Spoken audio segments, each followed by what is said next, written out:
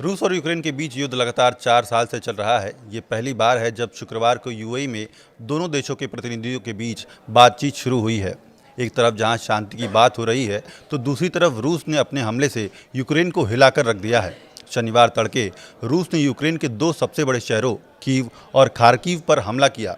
राजधानी कीव में 2 लोग गंभीर रूप से घायल हुए, जबकि खार्किव में 11 लोगों के जख्मी होने की खबर है। कीव के मेयर ने बताया कि शहर के 2 अलग अलग इलाकों में हमले हुए हैं। ये इलाके नीपर नदी के दोनों किनारों पर स्थित हैं, जो राजधानी को 2 हिस्सों में बांटती है। उन्होंने टेलीग्राम पर लिखा कि कीव इस वक्त दुश्मन के बड़े हमले का सामना कर रहा है। यूक्रेन की वायुसेना ने कहा कि इस हमले में ड्रोन और मिसाइल दोनों का इस्तेमाल किया गया है। कीव के सैन्य प्रशासन प्रमुख के मुताबिक कम से कम 3 इलाकों में ड्रोन गिरे, जिनमें से 2 जगह आग लग गई। नए साल के बाद यह कीव पर दूसरा बड़ा रात का हमला है। पहले हुए हमलों में सैकड़ों घरों की बिजली और हीटिंग ठप हो गई थी।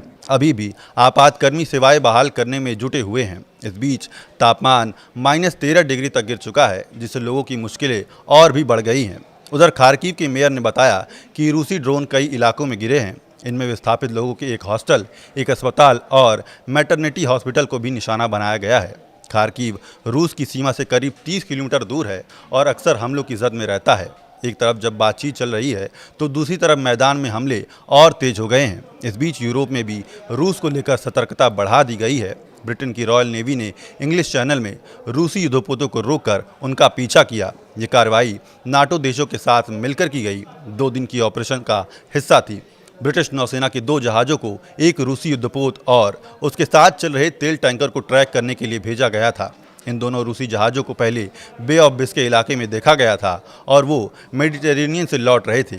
जैसे ही ये जहाज़ आइल ऑफ वाइट के पास पहुंचे, ब्रिटिश जहाज़ों ने एक वाइल्ड कैट हेलीकॉप्टर के साथ मिलकर उनकी गतिविधियों पर नज़र रखी।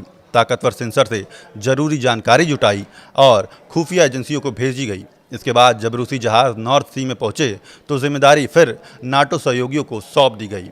वहीं गुरुवार को खबर आई कि ब्रिटेन ने फ्रांस के साथ मिलकर एक रूसी तेल टैंकर पर कार्रवाई में भी मदद की।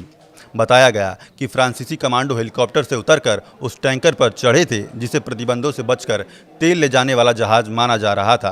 ब्रिटिश सरकार का कहना है कि सैकड़ों ऐसे टैंकर हैं जो नियमों से बचकर रूस की मदद कर रहे हैं। अब इन जहाज़ों पर कार्रवाई के लिए सैनिकों को ज़्यादा अधिकार दिए गए हैं।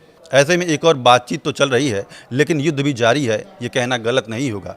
इस वीडियो में फिलहाल इतना ही। देखते रहिए न्यूज़ 18।